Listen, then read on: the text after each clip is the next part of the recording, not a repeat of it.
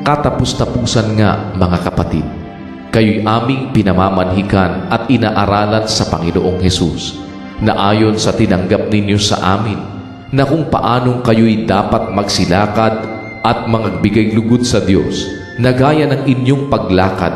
upang kayo'y magsipanagana ng higit at higit,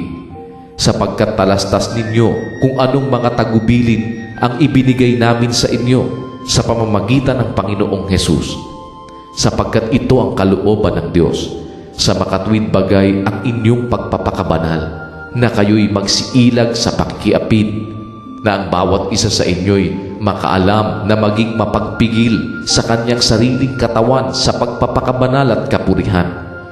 hindi sa pita ng kahalayan, na gaya ng mga hintil na hindi na nakakakilala sa Diyos,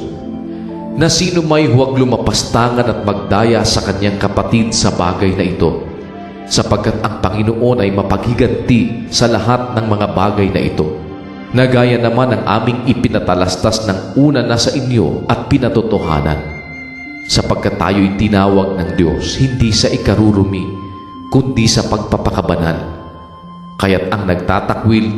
hindi ang tao ang itinatakwil, kundi ang Diyos na nagbibigay sa inyo ng Kanyang Espiritu Santo. Datapwat tungkol sa pag-iibigang kapatid, ay hindi ninyo kailangan na kayo'y sulatan ng sinuman, sapagkat kayo rin ay tinuruan ng Diyos na mang-ibigan kayo sa isa't isa. Sapagkat katotohanan ginagawa ninyo ang gayon sa lahat ng kapatid na nangasa buong Macedonia. Ngunit aming iniaaral sa inyo, mga kapatid, na kayo'y lalo't lalong magsipanagana, at pag-aralan ninyong maging matahimik at gawin ang inyong sariling gawain, at kayo'y magpagal ng inyong sariling mga kamay na gaya ng aming ipinagbilin sa inyo, upang kayo'y magsilakad na nararapat sa nangasa labas, at huwag kayong maging mapagkailangan.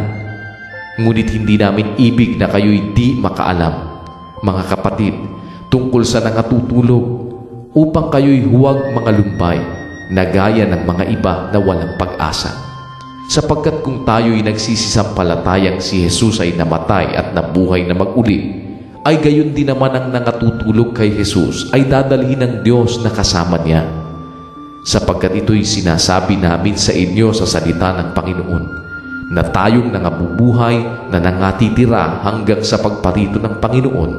ay hindi tayo mangauuna sa anumang paraan sa nangatutulog. Sapagkat ang Panginoon din ang bababag mula sa langit, na may isang sigaw, may tinig ng arkanghel, at may pakakak ng Diyos, at ang nangamatay kay Kristo ay unang mga bubuhay na maguli. Kung magkagayon, tayong nangabubuhay na nangatitira ay aagawing kasama nila sa mga alapaap, upang salubungin ng Panginoon sa hangin, at sa ganito'y sa Panginoon tayo magpakailanman. Kaya't mag-aliwan kayo sa isa't isa ng mga salitang ito.